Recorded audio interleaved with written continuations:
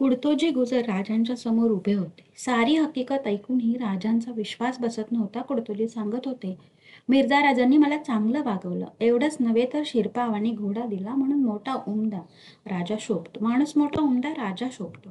राजे प्रसन्न हसले. म्हणाले, कुडतोजी, मिर्झा राजांनी तुम्हाला सोडून जे मिळवायचं ते यश मिळवलं.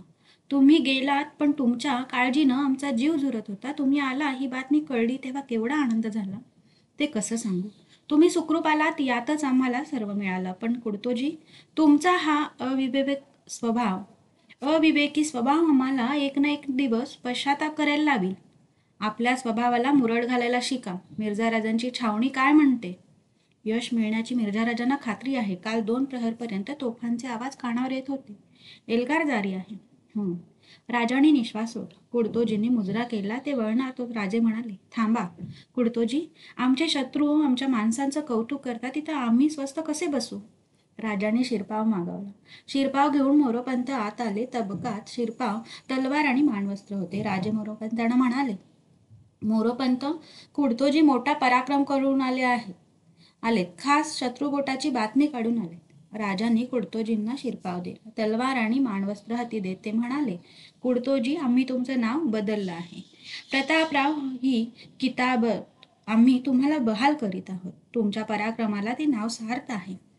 प्रतापरावांनी मुजरा केला. कुडतोजी गुजरांचे प्रतापराव गुजर झाले. मानाचा स्वीकार करून प्रतापराव वळले.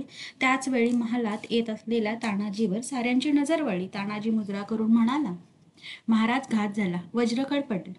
वज्रगड पडला? राजे सुन्न झाले. वज्रगड पुरंदराचा जुळा भाऊ. वज्रगड पडला की आकाशाला भिडलेला पुरंदर नजरेच्या टप्प्यात तोफांच्या माऱ्यात आला. तो गड वर्षभर भांडेल असं वाटत होते. त्याचा रक्षण करता अवघ्या 13 दिवसात पडला. राजे म्हणाले, त्याची भीती वाटत होती तेच घडलं.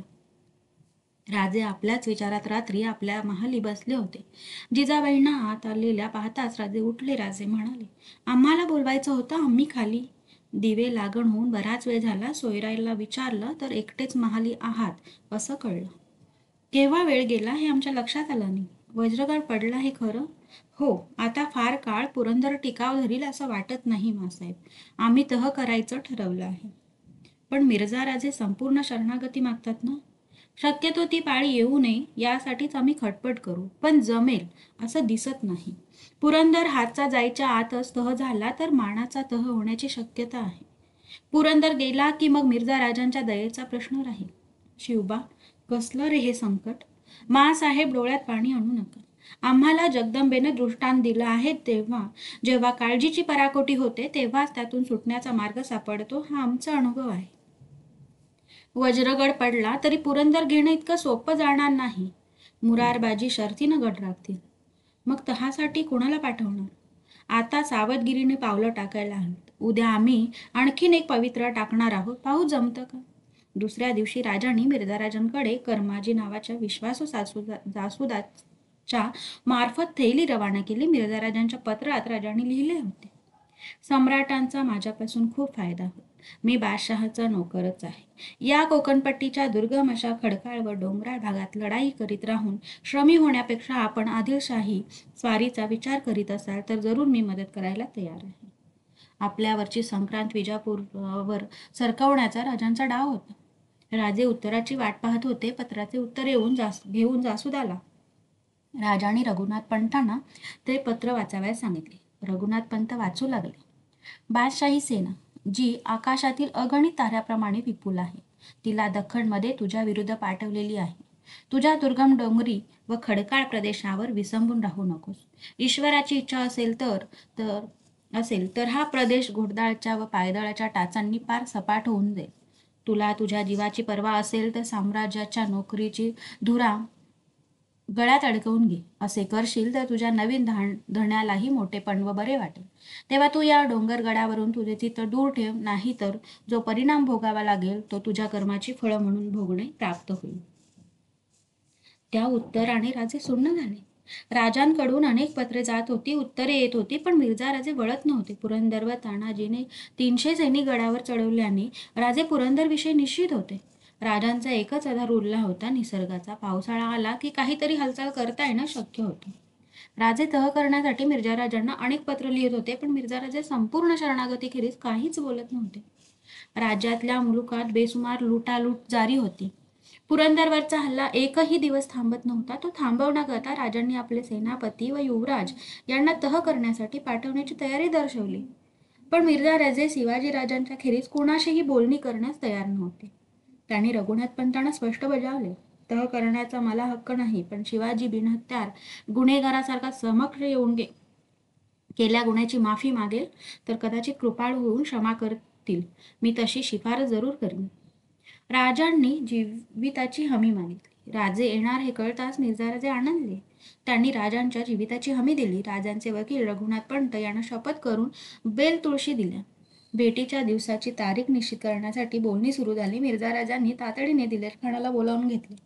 दिलेरखानाला मिर्झा राजांनी सर्व परिस्थिती सांगितली. आपल्यास परोक्ष ही बोलणी ठरावीत याचा दिलेरखानाला राग आला. जेव्हा मिर्झा राजांनी पुरंदरवरचा वेढा सौम्य करण्याचा आदेश दिला, तेव्हा तर दिलेरखानच्या आश्चर्याला पारावर राहिला नाही. तो भानावर येऊन कोसळला. मिर्झासाहेब एवढे कष्ट घेऊन रुद्रमाळ घेतला, पुरंदर बेजार केला, ते ऐन वेळी खच खाण्यासाठी? 4 दिवसात पुरंदर ताब्यात येईल हे मी कैक दिवस ऐकतो आहे. जरी ते शक्य असलं तरी मला ते नको आहे. का? शिवाजी राजांना पुरंदर जाण्याच्या आत तह हवा. त्याचं स्वप्न पुरंदरवर अवलंबून आहे. पुरंदर पडला तर शिवाजी कदाचित तहाला होणार नाही. निराश होऊन तो बेफाम बनेल. आलेलं यश दूर जाईल. हा राजासाहेब, एवढे तुम्ही खामोश. दिलेरखान, एवढा गड घ्यायला इतके दिवस लागले. दारू गोळा खर्ची पडला. पाऊस केव्हा सुरू होईल कोणी सांगावं. माणसाची टक्कर देता येते, पण निसर्गाशी टक्कर कठीण आहे. मला तो धोका पत्करण्याची इच्छा नाही. झाला तह तर ठीकच आहे, नाही झाला तर तुमचे मार्ग मोकळे आहेत. तेव्हा शिवाजीची भेट होईपर्यंत पुरंदरचा लढा सौम्य करा, न जाणवेल अशा तऱ्हेने. दिलेरखान जळफळत उठला, पण बोलून दाखवण्याचे अथवा विरोध करण्याचे सामर्थ्य त्याला नव्हते. मिर्झा राजांची आज्ञा मान्य करून तो आपल्या तळाकडे निघून गेला. मिर्झा राजे शिवाजीराजांना भेटण्यास उतावीळ झाले होते. भेटीचा दिवस निश्चित ठरला. मृग नक्षत्र लागले तरी पावसाचा पत्ता नव्हता ना पश्चिमेचा गार वारा सुरू झाला. पश्चिमेकडून ढग अखंडपणे येत होते. काळ्या ढगाने सारे वातावरण कुंदावले होते. राजे राजगडाला होते. महिनाभर वाटाघाटी करून भेटीचा दिवस आषाढ शुद्ध नवमी ठरला. भेट निश्चित झाली तरीची राजांची तगमग वाढली. यातून काय निष्पन्न होणार याचा अंदाज लागत नव्हता. राजांनी सुरक्षतेसाठी जिजाबाईंना आणि सोयराबाईंना कोंढाण्यावर हलवण्याचे ठरवले. जिजाबाईंनी विचारले, आम्ही कोंढाण्यावर जायचे कारण? मासाहेब, तहाला बसण्याची वेळ आली तर कोंढाण्यासाठी जरूर हट्ट धरला जाईल. आपण तिथं असाल तर निमित्त करता येईल. शंभूबाळ राजगडावर राहतील, तुम्ही कोंढाण्यावर असावं. कसलाही प्रसंग आला तरी सारं घर एका जागी राहणं बरं नाही. राजे, तुम्ही मिर्झा राजांकडे जात आहात खरे, पण मला भीती वाटते. कसली? मिर्झा राजे घातपात तर करणार नाहीत ना? राजे जिजाबाईंच्या नजरेला देत म्हणाले, नाही मासाहेब, ती चिंता सोडा. मिर्झा राजे राजपूत आहेत, शब्दाला जागणारे आहे. दिलेरखानानं वज्रगड घेतला तेव्हा वज्रगडाचे लोक पकडून मिर्झा राजांच्याकडे पाठवले. अशा प्रसंगात शत्रूच्या माणसाची कत्तल हा रिवाज आहे. पण मिर्झा राजांनी आमची सारी माणसं सोडून दिली. बाईचं मोठ्या उदारमनाचा माणूस दिसतो. ती राजकारणी चाल होती. चाल? जिजाबाईंनी विचारले. हो, राजे म्हणाले. मिर्झा राजांचा उदार स्वभाव कळावा हा जसा हेतू, तसाच पुरंदर लढवीत असलेल्या आमच्या फौजेने दिपावं हाही डाव होता. पण काही झालं तरी मिर्झा राजे आम्हाला जपतील, प्राण मुलानं जपतील. परंतु तो दिलेरखान मोठा हरामजादा, बेईमान आहे. तोच काय करील हे कळत नाही. दुसऱ्या दिवशी राजांनी जिजाबाईंना सोयराबाईंना कोंढाण्याकडे पाठवले. राजांनी सर्व गडांना प्रसंग आला तर गड भांडविण्याची आज्ञापत्रे पाठवली. मोरोपंत, अनाजी दत्तो, प्रतापराव गुजर, येसाजी, मानाजी या सर्वांना प्रसंग भाका आला तर काय करायचे याच्या योजना सांगितल्या. गडाची मजबूती जातीने पाहिली. राजांनी आनंदराव, निराजीपंत, नागोजी फर्जंद, बहिर्जी फर्जंद, कृष्णा जोशी व विश्वासराव यांना सोबती म्हणून निवडले. महादेव रक्षक म्हणून बरोबर घेतला आणि सुमुहूर्तावर राजांनी गड सोडला. शिवाजी राजांच्या भेटीसाठी खास उभारलेल्या शामियानात मिर्झा राजे बसले होते. 2 जरी बैठका नजरेत भरत होते. दोन्ही बैठकांच्या शेजारी नक्षीकाम केलेले उंची हुक्के ठेवले होते. सुवर्ण धूपदाण्यातून कणोची धुपाची वलय उठत होती. खापी कणाती लावलेल्या व गालीचे अंतरलेल्या आपल्या शेंद्री रंगाच्या शाही शामियानात मिर्झा राजे शिवाजीराजांची वाट बघत होते. शामियाण्याचा थाटमाट ऐश्वर्य संपन्न होता. मिर्झाराजांनी स्वतः जागा निवडून शामियाना उभा केला होता. मिर्झाराजांच्या भोवती जुन्या सरंजामी परंपरेतील काही निवडक रजपूत वीर रक्षक म्हणून उभे होते. त्यांच्या मस्तकावर रुबाबदार सापे बांधले होते. लांब लचक दाढ्या मधोमध विभागून छातीवरील चिलखतावर दोन्ही बाजूस रुळत्या केल्या होत्या. प्रत्येकाच्या हातात नागवी शमशेर होती. शिवाजीच्या भेटीच्या वेळी सुरक्षिततेची सारी जोखीम उग्रसेन कछवावर सोपवली होती. शामियाण्याच्या चारी बाजूंना तळपते तेगे घेतलेल्या सिद्धीचा जागता पहारा होता. भेटीचा दिवस निश्चित झाल्यापासून तळावर येणाऱ्या प्रत्येक नवख्या माणसाची कचून चौकशी होत होती. मिर्झा राजे विचारात गडले होते. त्यांच्या मस्तकावर केशरी साफा शोभत होता. त्यावर काचूचे पिंपळपान उठून दिसत होते. अंगावर जरी काडीची किनार असलेला आसमानी अंगरखा व पायात चुणीदार विजार होती. गळ्यात नवरत्नाचा कंठा रुळत होता. साठीच्या घरात असलेले वय फक्त पांढऱ्या केसांनी दिसत होते. तरतरी सरळ असलेले नाक, पातळ ओठ, गहिरी पाणावलेली नजर मिर्झाराजांच्या व्यक्तिमत्वाला उठाव आणीत होती.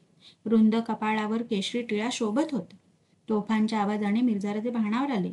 उग्रसेन कछवाकडे नजर वळवून मिर्झाराजे म्हणाले, दिलेर खानाने हल्ला सुरू केला वाटतं. आपणच हुकूम दिला होता ना? हो. शिवाजी राजांच्या स्वागताला तोफांची सलामी नको? उग्रसेन हसला.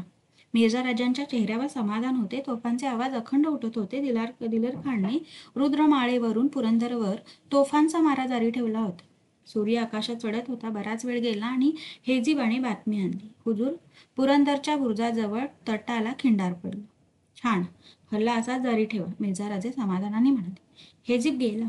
मिर्झाराजे हुक्का पीत होते. विचारात गडलेल्या मिर्झाराजांच्यावर नजर ठेवून थोड्या अंतरावर उदयराज मुन्शी व उग्रसेन कछवाहा उभे होते. जानी बेग बक्षी डेऱ्यात आले. त्यांनी वर्दी दिली. शिवाजीराजे छावणीपासून दृष्टी टप्प्यात आले आहेत. बरोबर कोण आहे? फार आसामी नाही. शिवाजीराजे पालखीतून येत आहेत. बरोबर 5-6 रक्षक व पालखीचे पहार भोई आहेत. मिर्झा राणी, उग्रसेन, कछवाहा आणि उदयराज मुन्शी यांना राजांना सामोरे जायला सांगितले व आज्ञा दिली. शिवाजीराजे निशस्त्र संपूर्ण शरणागतीच्या तयारीने मला भेटायला येत असतील तरच या म्हणावं, नाहीतर त्यांना आपल्या आल्या पावलांनी परत जाण्यास मोकळीक आहे हे कळवा. हे मान्य असेल तरच राजांना इथे घेऊन या. उग्रसेन, कछवा आणि उदयराज मुन्शी मिर्झाराजांना मुजरे करून कामावर निघून गेले. मिर्झाराजे अस्वस्थपणे एरझाऱ्या घालीत होते. थोड्या वेळातच कछवा आत आला. त्याने वर्दी दिली. शिवाजीराजे येत आहेत. कुठं आहेत? एव्हाना डेऱ्याजवळ येऊन पोहोचले असते. मिर्झाराजे गडबडीने बाहेर गेले. डेऱ्याच्या दारी येता समोर येणाऱ्या शिवाजीराजांचे त्यांना दर्शन झाले. शिवाजीराजांच्या व मिर्झाराजांची आतुर नजर जाताच ती घायाळ बनली. शिवाजीराजे समोरून येत होते, पण त्यांचे दोन्ही हात पुढे जोडले होते. त्यावर पांढरा शेला गुंडाळला होता. मिर्झाराजे एकदम पुढे गेले. मिर्झाराजांना आपल्या जयाचा रिवाजाचा विसर पडला. तशा स्थितीत ही स्मितवदनाने येणारे राजे पाहून मिर्झाराजे अचंबले. शिवाजीराजांच्या हातावर बांधलेला शेला दूर करीत मिर्झाराजे बोलले, राजा साहेब एक क्या? शिवाजीराजे म्हणाले, मिर्झाराजे, संपूर्ण शरणागतीची आपण आज्ञा पाठवली. शरणागतीचा रिवाज आम्ही पाळला.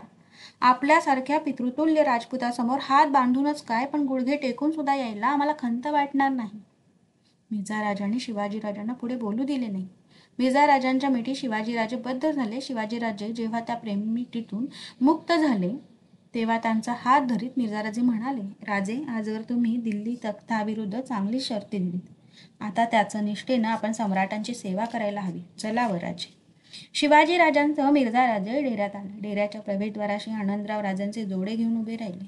राजांच्यासाठी मांडलेल्या खास बैठकीवर राजांना बसवून मिर्झाराजे समोरील बैठकीवर बसले. मिर्झाराजे एकटक नजरेने विरासन घालून बसलेल्या राजांच्याकडे पाहत होते. राजांच्या पांढऱ्या जिरेटोपावर मोत्यांचा तुरा शोभत होता. कानातील टपोऱ्या मोत्यांचे चौकडे मानेच्या किंचित हलकाव्याबरोबर आपली निळी जाग नजरेत भरवीत होते. डौलदार दाढी, तेजस्वी डोळे, रेखीव भुवयांवर लावलेले पवित्र शिवगंध राजांच्या देखण्या व्यक्तिमत्वावर भर घालीत होते. राजांची उमर 35ची असूनही वयाचे कोवळेपण जाणवत होते. राजांनी अंगात जरी बुंदीचा पांढरा शुभ्र अंगरखा पेहनला होता. कमरेला केशरी शेला आवळला होता. राजे निशस्त्र होते. पायात तंग विजार होती. शिवाजी राजांना निरखीत असता मिर्झा राजांच्या मनात अनेक विचार उठत होते. हाच तो शिवाजी. अफजलचा वध यानंच केला. शास्तखानाच्या छावणी शिरून त्याच्यावर हल्ला करण्याचं धाडस याचं. ज्या सम्राटाच्या ताकदीपुढं निजामशाही नष्ट झाली, आदिलशाहीनं मान तुकवली, त्या महान शक्तीला आव्हान देणारा हा शिवाजी. दिल्लीपतीला अस्वस्थ करून सोडण्याचं याचं सामर्थ्य. विजयाने बेहोश बनलेली माणसे मिर्झा राजांनी अनेक पाहिली होती. पण पराजय स्वीकारतानाही आपल्या बेगुमान गहिऱ्या नजरेने आव्हान देणारा तरुण मिर्झा राजे प्रथम पाहत होते. मिर्झा राजाच्या चेहऱ्यावर हसू उमटले. ते म्हणाले, राजासाहेब, आम्ही तुमची वाट पाहत होतो. तुम्ही आलात, फार चांगलं झालं. आपले गुजर कुठे दिसत नाहीत. मोठा धाडसाचा माणूस. धाडस कारणी आलं तर कौतुक, राजे म्हणाले. दुर्दैवानं फसलं, असंच ना? राजांच्या चेहऱ्यावर स्मित कायम होते. राजकारणात सारं माप असतं. आमचा फसलेला डाव आमच्या अंगावर उलटणार नाही, हे कोणी सांगावं? मिर्झा राजे आपल्या मांडीवर थाप मारीत म्हणाले, ते या मिर्झा राजाच्या तळावर घडणार नाही. आमचा प्रत्येक मेहमान प्राणमोलानं जपला जातो. आम्हीही राजपूत आहोत. आम्हाला ते माहीत आहे. ती खात्री नसती तर इथे येण्याचं धाडस आम्ही केलं नसतं. शिवाजी राजांच्या स्पष्टोक्तीवर मिर्झाराजे खुश होते. त्यांना ती तडफ आवडली होती. त्यांनी आणखीन अंदाज घ्यायचा ठरवला. पण राजे, आपली भवानी तलवार कुठे आहे? अद्याप ती म्याणाबाहेर पडलेली दिसत नाही. राजांनी नजर मिर्झाराजांच्या नजरेला भेटली. राजांनी नजर मिर्झाराजांच्या नजरेला भेटली. क्षणभर नजरेत अंगार उसळल्याचा भास झाला. आपली नजर न हलवता राजे म्हणाले, काही वेळा प्रसंगानुसार यशस्वी शस्त्रही शमी वृक्षावर ठेवावी लागतात. वाह, तुमच्या जबाबाला तोड नाही. मिर्झा राजे उत्थानले. पण राजे, उद्याप आपण कमसीन आहात. माझी सारी उमर याच खेळात गेली. शहाजादा औरंगजेब बनला तो मिर्झा राजांच्या बळावर, हे विसरू नका. त्याचा विसर कसा पडेल? उलट त्याचंच दुर्दैव वाटतं. राजे बोलून गेले. मिर्झा राजांच्या भुवया वक्र बनल्या. त्यांनी विचारले, मतलब? शिवाजी राजे म्हणाले, साफ आहे. दिल्ली तख्ताचं राज्य औरंगजेबाला देण्याऐवजी त्या तख्तावर आपण बसला असता तर ते अधिक शोभलं असतं. ती आपली योग्यताही आहे. हिंदूंमध्ये कोणी बलशाली माणूस राहू नये असं औरंगजेबाला वाटतं. इस्लामखेरीज तो काही जाणीत नाही. हिंदूच्या भूमीवर मुठभर मुसलमानांची सत्ता स्थापण्यापेक्षा जर तुम्ही सम्राट बनला असतात तर आज आपल्याला दक्षिणेत उतरायची गरज पडली नसती. मी माझ्या पावलांनी दिल्ली जवळ केली असती आणि माझ्या हातांनी माझं छोटं राज्य तुमच्यावरून ओवाळून टाकलं असतं. जन्मोजन्मीचा तुमचा गुलाम झालो असतो. शिवाजी राजांच्या आवश्युक्त बोलण्याने थक्क झालेले मिर्झा राजे भानावर आले. त्यांचा जीव घाबरा झाला. आजूबाजूला पाहत मिर्झा राजे ओरडले, पाबंदी रखो राजे, जबान की पाबंदी रखो. या मिर्झा राजांवर सत्ता बादशहाची आहे. मिर्झा राजे त्यांचा बंद आहे. दिल्ली तख्ताचा उपमर्द येथे ऐकला जात नाही. शिवाजी राजांनी निश्वास सोडला. ते म्हणाले, राहिलं. गुलामगिरीत मनातले भाव मोकळेपणानं बोलता येत नाहीत हे आम्ही विसरलो. हा माफी के तलबगार है. मिर्झा राजांनी टाळी वाजवली. सेवक फळांची तबके घेऊन येत होता. राजांच्या समोर तबक करण्यात आले. राजांनी एक सफरचंद उचलले. मिर्झा राजे बैठकीवर उठले. त्यांनी तबकातला चाकू उचलला. राजांच्या हातातले फळ घेऊन त्यांनी ते छेदले आणि राजांच्या पुढे हात धरला. घ्या राजे, कोणतंही उचला. राजांनी दोन्ही तुकडे उचलले. मिर्झा राजे चकित झाले. राजांच्या चेहऱ्यावर स्मित होते. राजे म्हणाले, मिर्झा राजे, आपण मनात काही आणू नका. आमच्या मनात संशय नाही. माणूस परमेश्वरी इच्छेने जगतो आणि मरतो यावर आमची श्रद्धा आहे. राजांच्या दिलदारीवर मिर्झा राजे एकदम खुश झाले. राजे मद्य घेत नाही ते ध्यानी येतात. त्यांनी सरबत मागविले. मिर्झा राजांच्या बरोबर राजांचा फलाहार सुरू झाला. तोफांचे आवाज कानावर येत होते, पण राजे आपली अस्वस्थता न दाखविता फलाहार करीत होते. पुरंदर तोफ्यांच्या माऱ्यात सापडला आहे. मुरारबाजी शर्तीने या लढ्याला तोंड देत आहेत हे राजांना दिसत होते. राजांना तोफेचा आवाज असह्य झाले. ते मिर्झा राजांना म्हणाले, मिर्झा राजे, हे आवाज कसले? तुमच्या पुरंदरवरच्या हल्ल्याचे ते आवाज आहेत. पण आम्ही शरणागती पत्करली आहे ना? राजांनी विचारले. त्याची अंमलबजावणी होईपर्यंत हे असंच चालायचं. राजे बैठकीवर उठू लागले. ते पाहताच मिर्झा राजे पुढे झाले. म्हणाले, थांबा राजे, उठण्याची गरज नाही. मिर्झा राजांनी आज्ञा दिली आणि ते राजांच्या जवळ येऊन बसले. सेवकांनी डेऱ्याची कणात उचलली. राजांचे डोळे विस्पारले गेले. राजांना बसल्या जागेवरून पुरंदर दिसत होता. आगीच्या भडीमारात होरपळणारा पुरंदर पाहून राजांचे मन करपले. मिर्झाराजे शिवाजीराजांची अस्वस्थता समाधानाने पाहत होते. राजांच्या कानावर शब्द आले. शिवाजीराजे, तुमच्या दख्खन दौलतीचे बुरुज कसे ढासळतात ते पहा. ते पाहण्यासाठी तिथली बैठक सजवली आहे. राजे पाहत होते आणि मिर्झाराजांच्या सांगण्याचे प्रत्युत्तर राजांना येत होते. पुरंदरचा सफेद बुरुज तोफांच्या माऱ्यात ढासळत होता. आगीने आणि धुराने गड वेढला होता. राजे स्वप्नातल्या सारखे उठले. झोकांड्या देत ते समोर गेले. डेऱ्याच्या खांबांचा आधार घेत ते पाहत होते. राजे उभ्या जागी एकदम मुरले. मिर्झाराजे बैठकीवर बसूनच होते. त्यांच्या चेहऱ्यावर विजयाचे स्मित होते. राजे म्हणाले, मिर्झाराजे, मी तुम्हाला पुरंदर देतो. पुरंदरकडे बोट दाखवीत राजे म्हणाले, पण हा मारा थांबवा. पुरंदर देता? मिर्झाराजे हसले. राजे, पुरंदर आम्ही घेतला आहे. आणखीन काही क्षणातच पुरंदरवर आमचं निशाण दिसेल. जे बोलायचं असेल ते तुमच्या गडाबद्दल बोला. ठीक आहे. निश्वास सोडून राजे कळवळले. निदान हा मारा तरी थांबवा. नजरेला नजर भिडत मिर्झाराजे म्हणाले, विनंती केली तर जरूर थांबवा. त्या शब्दांबरोबर राजांचे नेत्र आरक्त झाले. आपला संताप आवरीत ते कष्टाने म्हणाले, मिर्झाराजे, आम्ही विनंती करतो आहो, आम्ही भीक मागतो, पण माझी माणसं वाचवा. मिर्झाराजांनी किरतसिंगला हल्ला थांबवण्याचे सांगितले. किरतसिंग मिर्झाराजांचा निरोप घेऊन तातडीने दिलेर खानाकडे गेले. मिर्झाराजांबरोबर राजांचे भोजन झाले, पण राजांचा प्रत्येक घास विषासारखा वाटत होता. त्यांचे लक्ष पुरंदरकडे लागले होते. भोजन होताच राजे मिर्झाराजांकडे सह डेऱ्यात आले. तोफांचा आवाज थांबला होता. मिर्झाराजांनी विचारले, राजे, कसला विचार करता? राजे हसले. म्हणाले, काही नाही. विचार कसला करणार? काही वेळ गेला आणि राजांना भेटण्यासाठी कोरडे आल्याची बातमी. राजांनी कोरड्यांना येण्याची आज्ञा दिली. मल्हार कोरडे डेऱ्यात आले. त्यांनी राजांना मुजरा केला. राजांनी विचारले, कोरडे, गड खाली झाला? नाही महाराज. का? आपली आज्ञा आल्याखेरीज लढाई थांबवायला हवालदार नाही, तयार नाही. राजांनी अभिमानाने मिर्झाराजांच्याकडे पाहिले. राजे कोरड्यांना म्हणाले, असेच माघारी जा. लढाई थांबवून गड खाली करण्याची आज्ञा हवालदारांना कळवा आणि मोरारबाजींना आम्हाला भेटायला सांगा. महाराज, कोरडे उद्गारले. काय? महाराज, मोरारबाजी लढाईत कामी आले. कोरड्यांनी सांगितलेल्या बातमीने राजे सुन्न झाले. कोरडे मुजरा करून बाहेर गेले. मिर्झाराजे शिवाजीराजांकडे पाहत होते. राजांचे डोळे उभ्या जागी भरून आले होते. मुठी वळल्या होत्या. राजांचे भान हरपले होते. गालावरून निखळलेली आसवे खालच्या गालिच्यावर टिपकत होती. मिर्झाराजे पुढे झाले. राजांच्या खांद्यावर स्नेहभरा हात ठेवीत मिर्झाराजे म्हणाले, एक माणूस हरवला म्हणून डोळ्यात पाणी? राजासाहेब, लढाईत हे चालायचं. राजांनी मिर्झाराजांच्याकडे पाहिले आणि ते ओरडले, आनंदराव. आनंदराव आत आले. राजांनी आज्ञा केली, आनंदराव, कोरड्यांना बोलवा. राजांनी डोळे टिपले. मिर्झाराजे राजांच्याकडे पाहत होते. कोरडे आत आले. कोरड्यांना पाहताच राजे म्हणाले, कोरडे, आमचे मोरारबाजी कसे पडले हे मिर्झाराजांना ऐकायचं आहे, तेवढं सांगा. महाराज, मी मोरारबाजींच्या बरोबर होतो. शत्रूनं सुलतान धवा केला. बाजी तटावरून ते पाहत होते. लढाई जारी होती. बालेकिल्ला धोक्यात येतो हे दिसताच मोरारबाजींनी हिंमत उचलली. त्यांनी बालेकिल्ल्याचं दार उघडण्याचा हुकूम दिला. साऱ्यांना चेव चढला. मोरारबाजी 1500 मावळ्यांसह बालेकिल्ल्याच्या बाहेर पडले. अचानक हल्ल्यानं शत्रू बिचकला. त्याची पिछेहाट सुरू झाली. मोरारबाजी पुढे सरकत होते. गणिम कापला जात होता. मोरारबाजींची चाल पाहून दिलेर खाननं माघार घेतली. दिलेर खान आपल्या छावणीत गेला. मोरारबाजी निकरानं लढत सरळ पठाणी छावणीवर चालून गेले. महाराज, असा बहादर आम्ही पाहिला नाही. खुद्द दिलेर खान थक्क होऊन समोर आला. त्याने ओरडून क्षणभर लढाई थांबवली. तो म्हणाला, अरे खरा मर्दाना तू, फुकट जीवाया घालू नको. अरे कौले घे, मी तुला कौले देतो, सरदारकी देतो. क्षणभरची विश्रांती सरली. त्या बोलांनी मोरारबाजी संतापले. पचकन थुंकून ते ओरडले, अरे जा, तुझा कौल म्हणजे काय? तू कोण? मी शिवाजीराजांचा शिपाई. तुझा कौल घेतो की काय?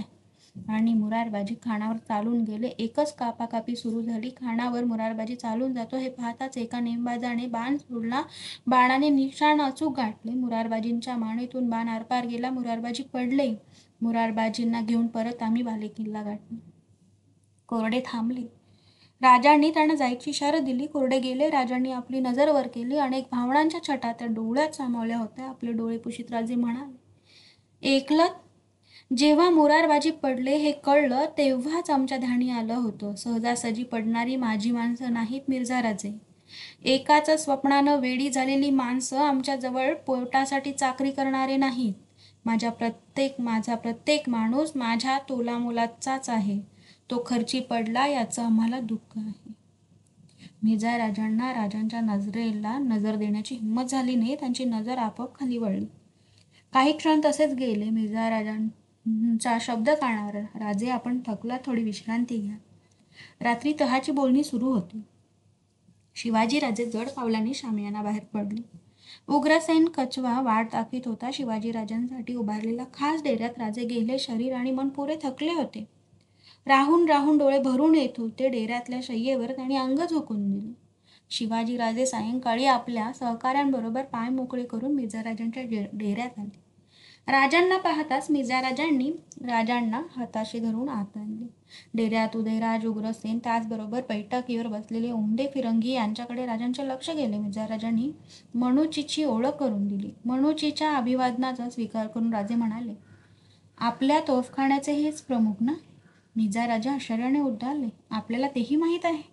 राजे नुसते हसले. मिर्झाराजांनी सांगितले, आमचे मनुची नुसते तोफखान्यात हुशार नाही, ते बुद्धिबळही चांगले जाणतात.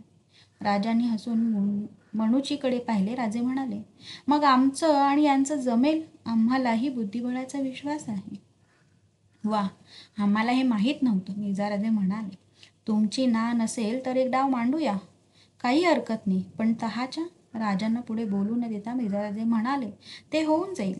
बुद्धिबळाचा डाव मांडला गेला. 2 भरजरी लोडांना टेकून दोघे बसले होते. मध्ये चौरंगावर बुद्धिबळाचा हस्तिदंती पट मांडला होता. मनुची डाव पाहत शेजारी बसला होता. डाव सुरू होऊन बराच वेळ झाला. मिर्झाराजे वारंवार हुक्का पित होते. साऱ्या डेऱ्यात शांतता पसरली होती. समया प्रज्वलित झाल्या होत्या. राजांची सरशी स्पष्ट दिसू लागली. मिर्झाराजे अस्वस्थ बनले आणि राजांनी मिर्झाराजांना शह दिला. मनुची हसला. मिर्झाराजांनी मनुचीकडे पाहिले. मनुचीने खांदे उडविले. मिर्झाराजे विचार करीत होते. शह सुटण्याची शक्यता दिसत नव्हती. मिर्झाराजांनी हुक्क्याची नळी फेकली. ते म्हणाले, राजे, आपकी जीत, हम हार गए. सारी उम्र डाव खेळण्यात गेली, पण आज तुमच्याकडून ही हार खावी लागली. राजांच्या चेहऱ्यावरचे स्मित त्या बोलाने विरले. राजे खिन्नपणे म्हणाले, राजाजी, या डावाला कसली किंमत? हाच खेळातला डाव प्रत्यक्षात उतरला असता तर? मिर्झाराजांनी राजांच्या नजरेला नजर दिली. मिर्झाराजा शांतपणे म्हणाले, ती शंका जरी असती तरी आम्ही डावात उतरलो नसतो. क्षणात दोघे मनमोकळ्यापणाने हसले. सेवकाने ताटे तयार असल्याची वर्दी दिली. मिर्झाराजे म्हणाले, राजे, चला, माफी असावी, मी एकच वेळ भोजन करतो. फलार तरी कराल ना? मिर्झाराजांसह शिवाजीराजे उठले. पाठोपाठ मनुची, उग्रसेन, उदयराज जात होते. फलाहार करून राजे डेऱ्यात आले. डेरा अनेक समयांच्या उजेडात प्रज्वलित झाला होता. राजे बैठकीवर बसले होते. हिरोजी, आनंदराव शेजारी उभे होते. घाटाघाटींसाठी बोलावण्याची राजे वाट पाहत होते. आणि पंतांनी वर्दी आणली. उदयराज, मुन्शी आणि सूरजसिंग कशवा येत आहे. दोघे आत आले. मुजरे झाले. राजांनी विचारले, चलायचं? कुठं? उदयराजांनी विचारले. वाटाघाटीला. त्याचसाठी आम्ही आलो. मिर्झाराजांनी तहाचा मसुदा तयार करायला आम्हाला पाठवले आहे. आणि मिर्झाराजे? ते हजर राहणार नाहीत. राजे विचारात पडले. त्यांनी निर्णय केला, ठीक आहे, आपण बोलू. तहाची बोलणी सुरू झाली. उदयराजांनी आपली मागणी मांडली. राजे ती ऐकून चकित झाले. राजांनी खूप विनवणी केली. राजांच्या विनंतीनुसार कचवा मिर्झाराजांच्या डेऱ्यात खेपा घालीत होता. पण मिर्झाराजे मागणीतला 1 किल्ला अथवा 1 सुरती रुपया सुद्धा कमी करायला तयार नव्हते. राजे पुरे सापडले होते. अखेर राजांनी तह मान्य केला. राजांनी आपले 23 किल्ले व त्याचबरोबरचा 4 लक्ष होणांचा मुलूक बादशहाच्या पदरात टाकला. राजांच्या ताब्यात अवघे 12 किल्ले आणि लाख होणाचा मुलूक राहिला. ज्याचा वसूल नाही असा तळकोकणाचा मुलूक राजांच्या ताब्यात राहिला. राजांकडे राहिलेल्या मुलखातून राजांचा खर्चही भागणं कठीण होतं. राज्यविस्तारासाठी राजांनी आदिलशाहीचा बालाघाटखालील 9 लाख होणांचा मुलूक जिंकण्याची तयारी दाखवली. ती अट मान्य झाली, पण त्यासाठी मिर्झाराजांनी 40 लाखांची खंडणी राजांवर लादली. वार्षिक 3 लाखांचे हप्ते ठरले. उदयराजांनी मुद्द्याला हात घातला. त्यांनी विचारले, राजे, आपल्या चाकरीत काय? ज्या प्रश्नाला राजे भीत होते तोच प्रश्न उपस्थित झाला होता. एका स्वतंत्र राज्याचे स्वप्न पाहणाऱ्या राजाने बादशहाची नोकरी करायची. गरुडाने कावळ्याशी मैत्री करण्यासारखं ते होतं. राजे म्हणाले, उदयराज, मी सारं मान्य केलं, पण एवढी अट तुम्ही घालू नका. बादशहाची चाकरी करणं तुम्ही अमान्य करता असं का आम्ही समजायचं? गैरसमज होतो. राजे गडबडीने म्हणाले, आजवर मी बादशहाशी हवा तसा वागलो. लायकी नसताना त्यांना विरोध केला. मी एक राजपूत आहे. कोणत्या तोंडानं मी शहेनशाहच्या तोंडासमोर जाऊ? त्यांनी गुन्ह्याची माफी केली, हा त्यांचा मोठेपणा. मी पापी आहे, माझ्यापेक्षा माझ्या मुलाला बादशहांची 5,000 द्यावी. माझा मुलगा बादशहांच्या सेवेत अधिक शोभेल.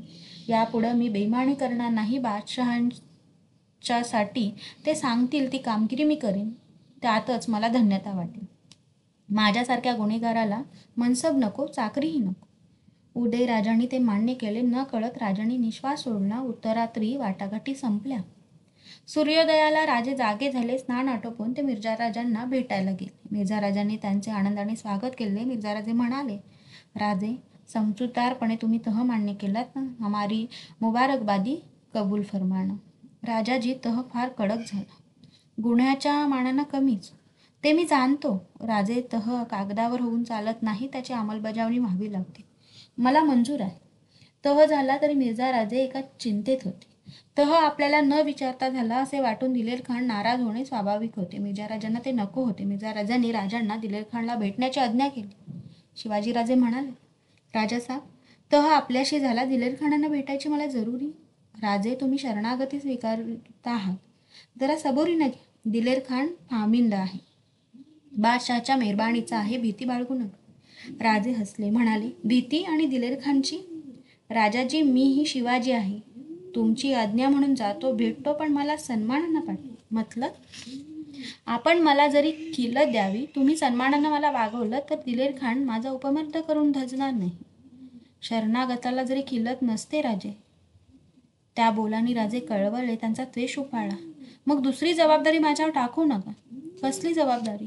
राजाजी, तुम्ही वडील आहात, राजपूत आहात.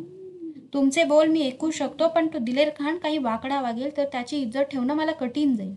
तसं घडून तुम्हाला कमीपणा येऊ नये म्हणून जरी किल्लत मागितली. ज्या शिवाजीनं आजवर अनेकांच्या खिल्तीची खिणावून घेतला, तो शिवाजी खिल्लत मागेल कशाला? मिर्झाराजे एकदम पुढे झाले. त्यांनी राजांचे दोन्ही खांदे धरले, गहिवरले. ते म्हणाले, राजासाहेब, कसल्या दुर्दैवी परिस्थितीत आपण भेटतो. तुमच्या प्रत्येक बोलानं आमचं मन उचंबळून येतं. कितीही कठोर व्हायचं ठरलं तरी तुमच्या शब्दाने आमचं मन विरघळून जातं. मिर्झाराजांनी राजांना खिल्ल दिली. राजा रायसिंहाबरोबर 2 प्रहरी शिवाजीराजे चांदीच्या हौदात बसून हत्तीवरून दिलेरखानाला भेटायला पुरंदरवर गेले.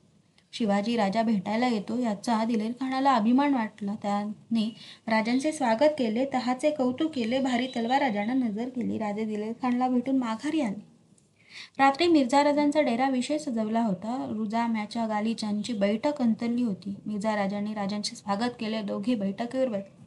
राजांची माणसे, रायसिंग, कछवाह, मुन्शी, दाऊखान ही मंडळी आपापल्या आसनावर बसली होती. मिर्झाराजांनी सांगितले, राजे, तहाच्या यशाप्रित्यर्थ आज आम्ही आपल्याला राजपूत गाणं ऐकवणार आहोत. पण आम्हाला गाण्यातलं काही कळत नाही. थट्टा सोडा राजे. तुमच्यासारख्या कदरदान शुराला गाणं अप्रिय व्हायचं नाही. मिर्झाराजांनी टाळी वाजवली. साफा बांधलेला एक उमदा राजपूत आत आला. त्याच्या हातात खंजिरी होती. मुजरा करून तो मधल्या बैठकीवर बसला. मागे साथीदार ढोलकं घेऊन बसला होता. मिर्झाराजांनी ओळख करून दिली, राजे, हा आमचा हिरासिंग. आवाज पहाडी आणि भावपूर्ण आहे. हिरासिंग, राजेसाहेबांचा दिल खुश होईल असं गीत गा. बसल्या जागेवरून हिरासिंगने मान तुकवली. खंजिराचा नाद उठला आणि हिरासिंग गाऊ लागला, केसरिया बालम आओजी पधारो मारा देश. साजन साजन में करू और साजन जेव जड़ी, साजन फूल गुलबारा और सुंगू घड़ी घड़ी. साजन जाता कह गया और कर गया खोल अनेक, गिनता गिनता गिस गई मारी अंगली ओरी रे. साजन आया से सखी और कहे मनुहार करू, पहले पातल प्रेमरी फिर दोनों ने नंधरू. हिरासिंगचे गाणे संपले. मिर्झाराजांनी विचारले, राजेसाहेब, गाणं आवडलं? कानांना गोड वाटलं. राजे म्हणाले, राजे, गाणं फार नाजूक आहे. केशरी साफा बांधलेल्या प्रियकरानं युद्धावर जाताना आपल्या मेहबूबाला वापसी दिवसाचा निश्चितपणे सांगितला होता. वापसीचा दिवस निश्चितपणे सांगितला होता. बिचारी त्याची वाट पाहत होती. दिवस आपल्या बोटांच्या पेरावर मोजीत होती. तिचं पेर स्मरणातून चुकलं. शून्य होऊन ती दिवस कंठीत होती. अचानक तिचा प्रियकर आला आणि तिनं प्रेमभरानं त्याच्या नजरेला नजर भिडली. वाह, केवढा नाजूक भाव आहे. राजे उद्गारले. ही गीतं राजपूतांची दौलत आहेत राजे. खरं आहे, राजे बोलले. राजाजी, हे गीत ऐकून आम्हालाही घरची ओढ लागली आहे. उद्या आम्ही जावं म्हणतो. मिर्झाराजे प्रसन्नतेने हसले. मिर्झाराजांचा निरोप घेऊन राजे उठले. उसने अवसान सरले होते. आता गरज होती एकांताची. दुसऱ्या दिवशी भल्या सकाळी तहाचाच मसुदा पक्का झाला. मिर्झाराजांनी विचारले, राजे, तह झाला, पण त्याची अंमलबजावणी? आपण म्हणाल तेव्हा आम्ही शब्दाचे पक्के आहोत. त्याची आम्हाला खात्री आहे. आजपासून तहाची अंमलबजावणी सुरू व्हावी. जशी आज्ञा, राजे म्हणाले. राजांनी आपली माणसे निवडली. गड खाली करून देण्याचे हुकूम लिहिले. रोहिडा, लोहगड, इसागड, टोक व तिकोना ताब्यात घेण्यासाठी मिर्झाराजांनी आपले सरदार पाठविले. मिर्झाराजे समाधानाने म्हणाले, राजे, तुम्ही राजगडाला जाताना कोंढाणा आमच्या ताब्यात देऊन चला. त्यासाठी किरसिंग आपल्याबरोबर येईल. त्याला घेऊन राजगडावर जा. त्याचबरोबर युवराज संभाजींना पाठवा. ते आमच्याकडे ओलीस म्हणून राहतील. राजे कासावीस झाले. मिर्झाराजे म्हणाले, राजे, चिंता करू नका. तुमच्या इतकंच मायेच्या नजरेनं मी युवराजांना सांभाळेन. पण ते होणं आवश्यक आहे. मी कोणताही ठपका घ्यायला तयार नाही. राजांनी निश्वास टाकला. ते म्हणाले, आम्ही जाणतो. आम्ही युवराजांना पाठवू. राजांनी राजगडी जाण्याची सर्व तयारी झाली. मिर्झाराजांनी राजांना सन्मानाने निरोप दिला. दागिन्यांनी मढविलेले 2 घोडे एक हत्ती भेट म्हणून देण्यात आले. मिर्झाराजे राजांच्या जवळ आले. राजे आपली नजर चुकवित होते. मिर्झाराजे म्हणाले, राजासाहेब, माझ्यावर भरोसा ठेवा. सर्व ठीक होऊन जाईल. बादशहाच्या नोकरीतच तुमचे माझे कल्याण आहे. मला इजाजत द्या, राजे स्वतःला सावरीत म्हणाले. मिर्झाराजांनी राजांना एकदम मिठीत घेतले. आवरून धरलेले अश्रू दोघांच्याही डोळ्यातून निखळले. मिठीतून दूर होताच मिर्झाराजे गहिवरून म्हणाले, राजे, पुसा ते डोळे. मनाला फार लावून घेऊ नका. मी खलिते पाठविले आहेत. बादशहांची मेहेर नजर होईल. सांभाळून राहा. दाऊदखानाच्या डेऱ्यात आपल्याला निरोपाचे विडे देण्यात येतील. त्यांचा स्वीकार करून तुम्ही चला. विडे देण्याचा समारंभ दाऊदखानाच्या डेऱ्यात पार पाडला. राजे पालखीत बसले. पालखी उचलली गेली. राजांच्या अश्वदळाबरोबर उग्रसेन, कचवाह व किरतसिंग आपल्या दळासह जात होते. आकाश ढगांनी भरून आले होते. भर 2 प्रहरी गारवा भासत होता. पावसाला अद्याप सुरुवात झाली नव्हती. राजांची पालखी भरभर जात होती. 2 प्रहर टाळण्याच्या सुमारास कोंढाणा नजीक आला. पालखीतून राजांना कोंढाण्याचे दर्शन घडत होते. राजे स्थिर नजरेने कोंढाणा पाहत होते. कोंढाण्यावरचे भगवे निशाण नजरेत सामावून घेण्याचा प्रयत्न करीत होते. कोंढाणा म्हणजे कोकणचा दरवाजा. मोक्याची जागा. याच कोंढाण्याने महाराज साहेबांची सुटका केली होती. यानेच जसवंत सिंगाला मावळी सामर्थ्याची दहशत घातली होती. राजांचा आवडता कोंढाणा आपल्या हातांनी राजे मोगलांच्या हवाली करणार होते. राजे त्या विचाराने बैचेन बनले. राजांना कोंढाण्याकडे पाहावे ना. त्यांनी डोळे मिटून घेतले. नगाऱ्याच्या आवाजाने राजे भानावर आले. राजांच्या आगमनाची वार्ता सांगण्यासाठी प्रथम दरवाजावरील नगारा दुमदुमत होता. प्रत्येक दरवाजावरील नौबतीचा स्वीकार करीत पालखी गडावर पोहोचली. राजे पालखीतून बाहेर आले. नेताजी, मोरोपंत वगैरे मंडळी राजांना सामोरी आली. मुजऱ्याचा स्वीकार करून काही न बोलता राजे वाड्यात गेले. कोंढाण्याकडे मंडळी राजांच्या बरोबर आलेली हिरोजी, निराजी, आनंदराव, नागोजी फर्जंद या मंडळींच्या भोवती गोळा होऊन कुजबुजत होती. राजे आतल्या चौकात आले. दाराशी सोयराबाई उभ्या होत्या. राजे दरवाजाजवळ गेलेत आणि सोयराबाईंना विचारले, मासाहेब कुठे आहेत? महालात आपली वाट पाहतायत, सोयराबाईंनी सांगितले. राजे आत पाऊल टाकणार तो सोयराबाईंच्या मागे उभी असलेली मनोहरी म्हणाली, पाय धुतले नाही? राजे थबकले. मनोहरीकडे पाहत ते म्हणाले, ध्यानी आलं नाही, तू म्हणतेस म्हणून पाय धुतो, पण पाय धुवून आता स्वच्छ व्हायचे नाही. राजे माघारी वळले आणि पाय धुवून वर आले. मनोहरीने गडबडीने रुमालाने पाय टिपले. मनोहरी पाय पुशीत असता राजांनी सोयराबाईंना विचारले, मासाहेबांची तब्येत बरी आहे, पण सकाळपासून आपल्या वाटेकडे डोळे लावून बसले. आम्ही तिकडे जातो, तुम्ही सर्व आवरा, आज आपण राजगडाला जाणार आहोत. आजच्या आज? हो. राजे थांबले नाहीत, ते चालू लागले. राजांनी मासाहेबांचे पाय शिवले. आशीर्वादासाठी जिजाबाईंचे ओठ थरथरले. जिजाबाईंनी विचारले, तह ठरला? हो. काय ठरलं? राजांनी श्वास घेतला. चेहरा कठोर बनला. राजे म्हणाले, ठरायचं काय? शरणागताच्या हातात असतं काय? मिर्झाराजांनी काही बाकी ठेवलं नाही. आमच्या राजाचे 23 गड 4 लक्ष होण्याच्या मुलखासह मोगलांना द्यावे लागले. त्यात हा कोंढाणा देखील आहे. आमच्याजवळ राजगड, रायरी धरून अवघे 12 गड आणि 1 लाखाचा मुलूक राहिला. राजे खिन्नपणे हसले. आदिलशाहीचा मुलूक काबीज करण्याची विनंती केली तर उद्या काबीज करायच्या मुलखासाठी 40 लाखांची खंडणी आमच्यावर लादली गेली. आपल्याला बाजूनं काहीच का झालं नाही? झालं तर आम्ही स्वतः बादशहाच्या नोकरीतून सुटलो. आमचे युवराज बादशहाचे नोकर झाले. त्यांना 5,000 मनसब येईल. हा काय थोडा मान झाला? शिवबा, एका मासाहेब. तह पुरा पाळला जाईपर्यंत संभाजीराजे मिर्झाराजांकडे ओलीस म्हणून राहतील. राजे, त्याला इलाज नव्हता. मिर्झाराजे जयसिंगासारखा मुरब्बी राजकारणी आम्ही पाहिला नाही. त्याची ही पद्धतच आहे. रामनगर, पेठ व चोथिया यांच्या राज्यांची मुलं अशीच ओलीस ठेवून घेतलेली आम्ही पाहिली आहे. राजे, काय झालं हे? काय राहिलं? जिजाबाई कळवळल्या. राहिलाय फक्त संयम. जिजाबाईंचे डोळे डबलेले पाहताच राजे गडबडीने म्हणाले, मासाहेब, कृपा करून रडू नका. आम्ही फार थकलो. तुमच्या डोळ्यातले अश्रू पाहण्याचं सामर्थ्य आमच्या अंगी उरलेलं नाही. गड ताबडतोब खाली करून द्यायला हवा. राजगड गाठायला हवा.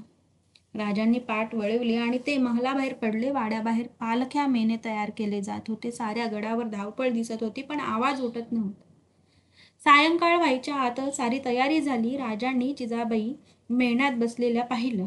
3 मेने गडाखाली उतरू लागले. राजे पालखीकडे चालू लागले. किरत सिंग बरोबर येत होता. पालखीत बसण्यासाठी राजे वळणार तोच किरत सिंगने मुजरा केला. राजांनी मुजऱ्याचा स्वीकार मुजरा करूनच केला.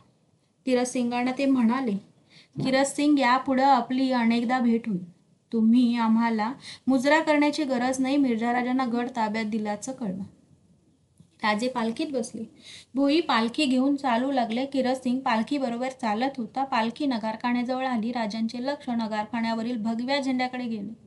किरत सिंगने विचारले, राजे, उद्या आपला झेंडा गडावर आहे. तो उतरवून घेऊ देत ना? राजांनी पालखी थांबवण्याची आज्ञा दिली. पालखी जमिनीवर ठेवली गेली.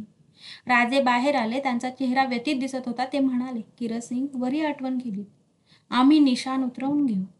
राजे नगारखान्याच्या पायऱ्या चढून गेले. झेंडा वाऱ्यावर फडकत होता. अश्रुपूर्ण नजरेने राजांनी झेंड्याला मुजरा केला आणि काढणी सोडली. झेंडा सरसरत खाली आला. राजांनी झेंडा सोडला. त्याची नीट घडी करून आपल्या अंगरख्यात खोवली.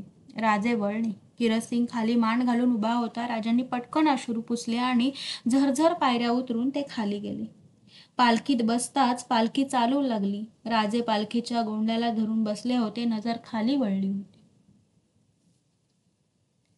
थोडीच रात्र झाली आणि राजे राजगडावर पोहोचले. मेने पुढे पोहोचले होते. राजे राजवाड्यातल्या दाराशी पायउतार झाले. पायावर पाणी घेऊन राजे आत गेले. आतल्या चौकातल्या दरवाजापाशी राजांचे पाय थांबले. दाराशी पुतळाबाई ओवाळण्याचे साहित्य घेऊन उभ्या होत्या. पुतळाबाईंच्या हातातल्या तबकाकडे पाहून राजांनी विचारले, मासाहेब भेटला नाहीत? नाही. पुतळाबाई चकित होऊन म्हणाल्या, तुमच्या पुढंच त्या आल्या. तब्येत बरी नाही म्हणून महाली गेल्या. पुतळाबाई तबक घेऊन पाऊलभर पुढे सरकला. ते पाहताच राजे म्हणाले, थांबावं राणीसाहेब. पुतळाबाईंची नजर वर गेली. राजांची अशी नजर त्यांनी कधीही पाहिली नव्हती. पुतळाबाईंच्या हातीचे तबक कापू लागले. राजे एकदम बोलून गेले, राणीसाहेब, पराजित पतीला ओवाळणे इतकं त्याला अपमानाचं दुसरं काही नसतं. ते धाडस करू नका.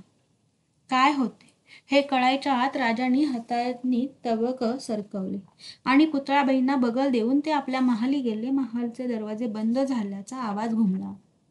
पाठोपाठ अडणा सरकवल्याचा आवाज झाला आणि साऱ्या वाड्यात शांतता पसरली. पुढच्या सदरेत बिचारे मोरोपंत आलेला उग्रसेन कछवा आणि त्याच्या बरोबरीची माणसं उठबस पाहत होती. तेवढी जागा सोडली तर सारा महाल शांत होता. सकाळ झाली. जिजाबाईंना केव्हाच जाग आली होती, पण अंथरुणावरून उठवेसे वाटत नव्हते. मस्तक ठणकत होते. त्या तशाच पडून होते.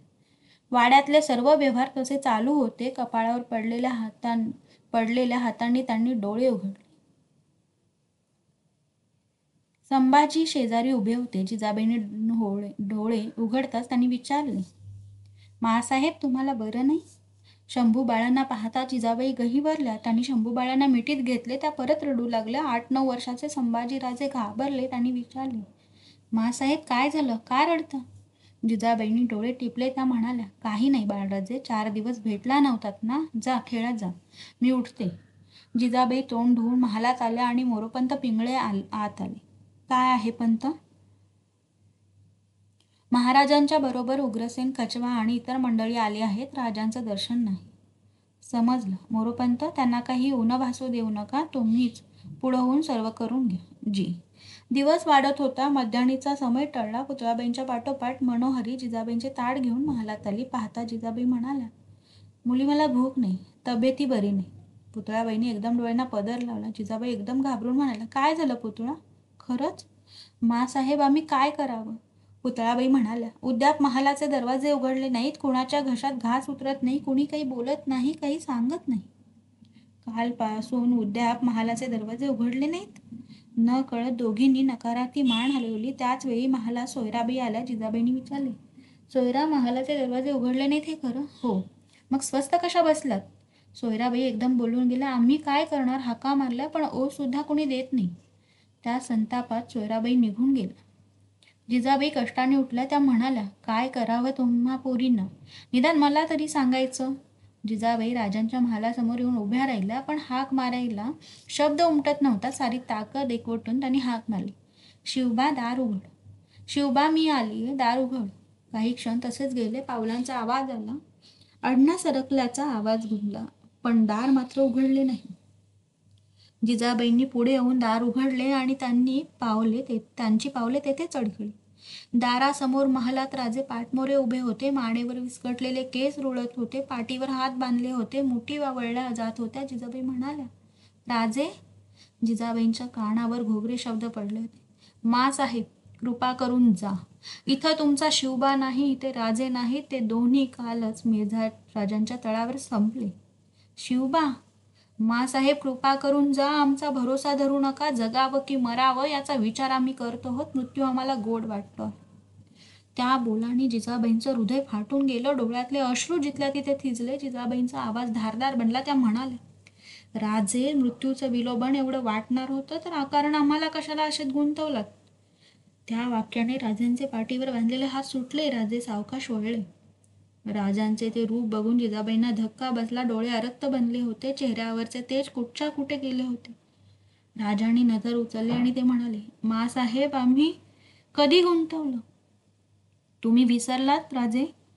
पण आम्ही विसरलो नाही. स्वारी गेली तेव्हा आम्ही सती जात होतो, पण तुम्ही आडवे आलात, पाय शिवलेत, म्हणालात, माँसाहेब, तुम्ही जाऊ नका. आमचा पराक्रम पाहायला कोणी उरलं नाही. स्वराज्याची स्थापना आम्ही करीत नाही तोवर आम्ही प्रतिज्ञेला बद्ध आहोत. विसरलात ते राजे? शब्दाला मोल नसेल तर ते उच्चारू नयेत. हाच तो पराक्रम दाखविण्याकरता आम्हाला गुंतवलात? नाही माँसाहेब. राजांचे ओठ थरथरले. उराशी फार स्वप्न होती. या भूमीत आमचं राज्य व्हावं ही इच्छा होती. ते स्वप्न साकार व्हावं, त्याला तुमचे आशीर्वाद मिळावेत हा भाव धरला. तो काय गुन्हा? हिंदवी स्वराज्याचं स्वप्न पाहणारे आम्ही आज मोगलांचे गुलाम बनलो. जीवाची बाजी लावून जिंकलेले गड, निवडव्या घामानं बांधलेले किल्ले मोगलांच्या स्वाधीन केले. ओसाड मुलूक स्वराज्याच्या स्वप्नात कष्टानं वसतीला आणला. तोच मुलूक गमावून बसलो. पोटच्या पोराला, स्वराज्याच्या भावी युवराजाला शत्रू घरचा 5,000 मनसबदार केला. माँसाहेब, स्वप्न विरून गेली, अस्तित्वही उरलं नाही, मग जगायचं तरी कशाला? जिजाबाईंचा चेहरा कठोर बनला. राजांची दुबळी मुद्रा त्यांना असह्य झाली. राजांच्या नजरेला नजर भिडत त्या म्हणाल्या, राजे, दुःखाचे आणि संकटाचे पोवाडे माझ्यासमोर काढता? 7 मासाची गर्भावस्था स्वारी टाकून गेली. परमुलखात परघरी तुमचा जन्म झाला. पतीबरोबरच थोरला गेलेला. मी एकटी बाई माणूस, कुणाचा आधार नाही. मी कशी जगले? तुम्ही 6 वर्षाचे होतात. पुण्याच्या उजाड वस्तूवर तुमचं बोट धरून मी राहिले. ओसाड गावची जहागीरदारीन मी, पण माझ्या मनाला भीती शिवली नाही. राजे, पांडवांना वनवास भोगावा लागला. प्रभू रामचंद्रांनाही तो टळला नाही. जे देवांना टाळता आलं नाही ते देव तुम्ही कसं टाळणार? कष्टांना आणि संकटांना भिणारी माणसं कधी देवाचं राज्य उभं करू शकत नाहीत राजे. माँसाहेब, गप्प बसा. ऐका, तुम्हाला मृत्यू जवळचा वाटतो ना? जगू नये असं वाटतं ना? तसं वाटत असेल तर हाताशी असेल ती शिबंदी घ्या आणि सरळ मिर्झाराजांच्या गोटावर चालून जा. माझ्या शब्दावर विश्वास ठेवा. त्या रणांगणात तुमची खांडोळी उडाली तरी मी ते सहन करीन. पण राजे. जिजाबाईंना शब्द अडला. मूर्तिमंत तिरस्कार नजरेत प्रकटला. त्या त्वेषाने म्हणाल्या, पण राजे, या मातेच्या कुशीने एका भ्याड नादान आत्महत्या करणाऱ्या पोराला जन्म दिला. हा ठपका माझ्या नशिबी लावू नका. मी जाते. राजे, तुमचं तोंडही पाहणं नको वाटते. राजे, तुम्हाला हवे ते करू शकता. जिजामाता वळल्या. थकल्या पावलांनी त्या जात होत्या. राजे धावलेत आणि समोर जाऊन माँसाहेबांचे पाय धरले. पायना मिठी घालीत राजे म्हणाले, नका माँसाहेब. जगानं पाठ फिरवली, तुम्ही तरी पाठ फिरवू नका. आम्ही चुकलो. बोलू नये ते बोललो, या गुन्ह्याला एवढी कठोर शिक्षा करू नका. शक्य झालं तर जे बोललो ते विसरून जा. आम्ही वचन देतो, आमची प्रतिज्ञा विसरणार नाही. आम्ही राजांना बोलविना. जिजाबाई थरथरत वाकल्या, अश्रू झरत होते. गहीवरून राजांना उठवीत त्या म्हणाल्या, शिवबा, बाळ. आणि दोघे मिठीत बद्ध झाले. दोघेही अश्रू ढाळीत होते. सायंकाळी राजे सदरेत आले. त्यांनी उग्रसेन कचवांची विचारपूस केली. राजांना हसतमुख पाहून साऱ्यांना धीर आला. रात्री राजे जिजाबाईंचा निरोप घेण्यासाठी महालात गेले. राजे म्हणाले, मासाहेब, आम्ही झोपलो. शंभूबाळ उद्या जाणार खरं? हो, त्याची चिंता करू नका. मिर्झा राजांनी आम्हाला शब्द दिला आहे. बरोबर कोण जाणार? नेताजींना पाठवतो आहे. राजांनी जिजाबाईंचा निरोप घेतला आणि ते आपल्या महाली झोपावायला गेले. दुसऱ्या दिवशी राजे सकाळी एकटेच आपल्या महाली बसले होते. त्यांनी शंभूबाळांना बोलावणे पाठवले. शंभूबाळ महालात आले. राजांना बिलगत ते म्हणाले, काय आबासाहेब? बाळराजे, आम्ही तुम्हाला मुद्दाम बोलावलं. आता तुम्ही लहान नाही. राज्याची जबाबदारी आता तुम्ही उचलायला हवी. आम्ही ते काम तुमच्यावर टाकलं तर कराल? हो. बाळराजांनी मान डोलवली. राजे हसले, म्हणाले, पहा, बेत बदललाल. मुळीच नाही. सांगाल ते आम्ही करू. राजांनी पटकन संभाजीराजांचा मुका घेतला. बाळराजांना मोकळे करीत ते म्हणाले, बाळराजे, मेझराजांचा आणि आमचा तह झाला आहे. तह पूर्णपणे पाळला जाईपर्यंत आमचे युवराज म्हणून तुम्ही मेझराजांच्याकडे जायला हवं. संभाजीराजांची नजर कावरीबावरी झाली. त्यांनी विचारले, एकटा? राजे क्षणभर थांबले. नजर वळून ते म्हणाले, राजे, राजांच्या नशिबी एकटेपणच असतं. त्याची आत्तापासूनच तुम्हाला सवय करायला हवी. मग जाल? हो. आणि हे पहा बाळराजे, तुम्ही जायला निघाल, तुमच्या मासाहेबांचा, तुमच्या आईसाहेबांचा निरोप घ्याल, तेव्हा त्यांनी जरी डोळ्यात पाणी आणलं तरी तुम्ही रडायचं नाही. युवराज कधी रडत नसतात, समजलं? बाळराजे ताठ उभे राहिले. छाती फुगून ते म्हणाले, आबासाहेब, आम्ही मुळीच रडणार नाही. शाबास. मिर्झा राजांच्या इथं मानानं राहा. तुम्ही 5,000 मनसबदार बनणार आहात. काही हट्ट करू नका, काही मागू नका. मिर्झा राजांना आजोबा म्हणत चला. तुमच्याबरोबर नेताजी काका येत आहेत. ते सांगतील तसं वागा. जा तुम्ही. बाळराजे गेले. डोळे मिटूनही राजांच्या डोळ्यासमोरचे संभाजी हलत नव्हते. 7-8 वर्षाचं निर्वाज मनाचं कोवळं पोर. आज आम्ही त्याला ओलीस म्हणून शत्रुघरी पाठवित आहोत. ते मोठे म्हणून जन्माला आले, युवराज बनले, हाच त्यांचा गुन्हा. नाहीतर मिर्झा राजांनी त्यांची मागणी का केली असती? राजकारणाच्या खेळात अजान बालकाचं नाव का गवलं असतं? युवराज एवढाच का अर्थ? तळहाताच्या फोडासारखे जपू म्हणून एका जीवाला वचन दिलं होतं. संभाजीला पोरकेपणा वाटू देणार नाही म्हणून हमी दिली होती. त्याच पोराला आम्ही एकटेपणा सोसण्याचे धडे दिले. हेच का जपणं? ही सईची चालती बोलती आठवण. सई आमच्या संसारात रमली. अत्तराची कुपी उघडता सुगंध दरवळावा तसं आमचं जीवन दरवळून गेलं. पण देवाला ते मान्य नव्हतं. सई संसारातून उठून गेली. त्या सईची चालती बोलती आठवण, ती तरी टिकेल ना? राजांच्या मिटल्या डोळ्यातून अश्रू ओघळले. मिर्झा राजांनी न कळत केवढा घाव घातला. पुरंदरच्या तहातला सर्वात कठीण असं हे कलम. स्वतःच्या पोराच्या जीवाशी खेळ खेळणारे राजकारणाचे डावपेच पाहण्यापेक्षा परमेश्वरानं आम्हाला साधे संसारीच का बनवलं नाही? दुर्दैवानं हा तह मोडला तर हे अजान पोर पुन्हा नजरेला तरी पडेल का? राजांना तो विचार करणं कठीण झाले. त्यांनी डोळे उघडले. बाळराजांची जायची तयारी झाली तरी राजे आपल्या महालात बसून होते. राजांचा निरोप घ्यायला बाळराजे वरच्या महालात गेले. दाराशी बाळराजांना पाहताच राजांचा श्वास कोंडला. 9 वर्षाचं कोवळं पोर दुर्दैवानं तह मोडला तर हे पोर परत दिसेल का? मस्तकी जिरे टोप, अंगात अंगरखा, विजार घातलेली, कमरेला तलवार, पाठीला ढाल आणि शेलात कट्यार खोवलेली बाळराजांची देखणी मूर्ती राजांच्या समोर येऊन उभी टाकली. त्यांनी गुडघे वाकवले आणि राजांच्या पायावर मस्तक टेकविले.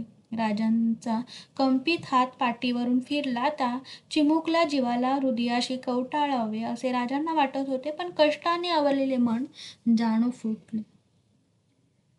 तर तो धोका न स्वीकारता राजे म्हणाले, आम्ही सांगितलेले ध्यानी धरा. बाळराजांनी मान डोलवली आणि ते बाहेर गेले. राजांनी आपली मान लोडावर टेकली. डोळे मिटले. कडावर गोळा झालेले अश्रू गालावर ओघळले. बाहेर वाढलेल्या आवाजाने राजे सावध झाले. महालाच्या सज्जात खिडकीपाशी ते गेले. वाड्याबाहेरच्या मैदानात पालखी ठेवली होती. नेताजी वगैरे मंडळी पालखीभोवती उभी होती. राजांनी बाळराजे पालखीत बसलेले पाहिले. साऱ्यांनी मुजरे केले. पालखी जाऊ लागली. पालखीबरोबर अश्वपथक जात होते. पालखीच्या दोन्ही बाजूंना नेताजी, पालकर, उग्रसेन, कछवा मार्गक्रमित होते. पालखी दिसेनाशी झाली. राजांचा जीव उभ्या जागी घोटाळला. हुंदका उमाळून उठला आणि खिडकीची कड हाती धरून त्यावर मस्तक टेकून राजे मुक्तपणे अश्रू ढाळू लागले.